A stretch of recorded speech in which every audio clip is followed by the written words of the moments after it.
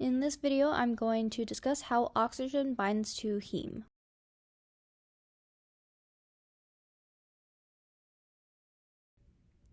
The first thing when it comes to understanding oxygen binding is understanding the difference between myoglobin and hemoglobin. Myoglobin is a small protein with simple oxygen binding behavior. It contains 8 alpha helices to form a globular protein, and it also contains a heme prosthetic group that is tightly wedged in a hydrophobic pocket. Fe2 is at the center of heme, and myoglobin efficiently relays oxygen from capillaries to muscle cells. On the other hand, hemoglobin functions by transporting oxygen to tissues in the body, and it does so by erythrocytes, which are also known as red blood cells. And the structure of hemoglobin is alpha 2 beta 2 tetramer. The next part to understand is the importance of Fe2. When it is exposed to oxygen, it is irreversibly oxidized to Fe3, meaning it cannot bind oxygen. Oxygenation alters the electronic state of Fe2, which actually causes the color of hemoglobin in venous blood to be a dark purple and hemoglobin in arterial blood to be bright red. So when it comes to oxygen binding itself, it alters the structure of hemoglobin.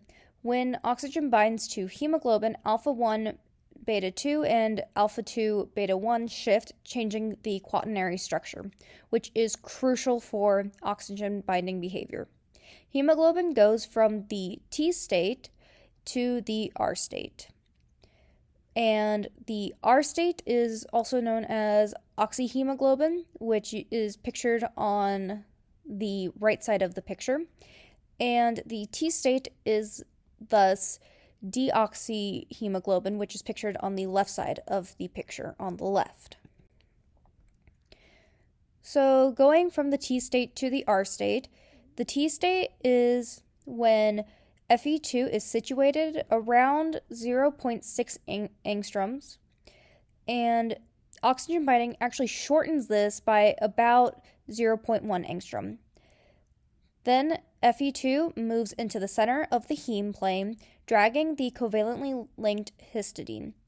To avoid steric clashing, the attached helix tilts and translates about 1 angstrom across the heme plane.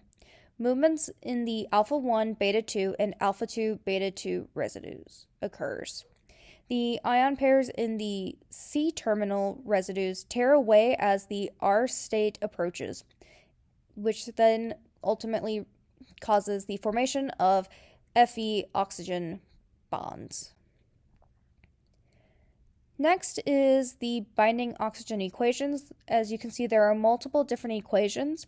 The first one to understand is the reversible binding to myoglobin.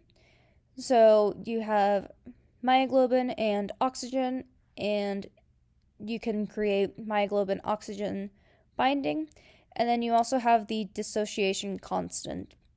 So K equals myoglobin, the concentration of myoglobin, and times the concentration of oxygen divided by the concentration of the myoglobin oxygen product.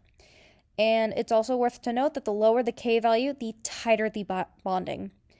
Then you have the fractional saturation, and that is myoglobin oxygen concentration divided by myoglobin concentration plus the myoglobin oxygen concentration.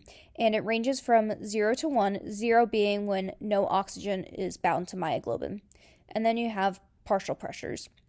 And as you can see on the graph over on the left, you can see the difference between myoglobin and hemoglobin. So hemoglobin is in that S-shaped curve, which actually makes it a better source for the oxygen to bind to versus myoglobin. The last part when it comes to oxygen binding is the carbon dioxide interactions. This affects the pH in capillaries, and as you can see by the chemical equation, carbon dioxide plus water releases a proton and forms the bicarbonate. Then oxygen binding in hemoglobin actually decreases the pKa, meaning it becomes less acidic, which thus makes the R state more acidic. The carbon dioxide produced by tissues diffuses into the capillaries, and the reaction is sped up by carbonic anhydride. The partial pressure is actually lower in capillaries, thus the proton generated by bicarbonate formation is taken up by hemoglobin that forms the ion pairs of the T state, thus releasing oxygen. The partial pressure is actually higher in the lungs, so oxygen binding by hemoglobin disrupts the T state ion pairs to form R state, causing a release of the Bohr protons.